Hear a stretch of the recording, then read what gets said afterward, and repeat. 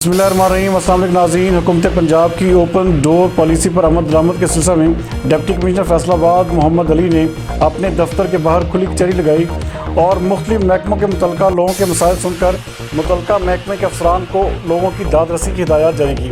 فیصل آباد سے ہمارے ڈویژنل بیورو چیف میاں اعجاز اسلم کے مطابق additional deputy commissioner headquarter Afifa Shajia بھی اس موقع پر موجود تھی۔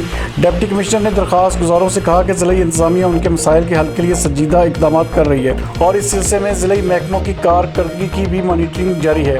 انہوں نے افسران سے کہا کہ وہ نہ صرف اوپن ڈور پالیسی پر عمل درآمد کو یقینی بنائیں بلکہ عوامی شکایات کے ازالہ سے متعلقہ انہیں روزانہ کی بنیاد پر رپورٹ پیش کی جائے۔ انہوں نے واضح کہا کہ شہریوں کے مسائل کے حل میں دلچسپی نہ لینے والے افسران سے وضاحت طلب کی جائے گی۔ انہوں نے بعض درخواست گزاروں کی شکایات پر افسران کو فون کر کے تبدیلی رپورٹ سے آگاہ کرنے کا بھی حکم جاری کیا۔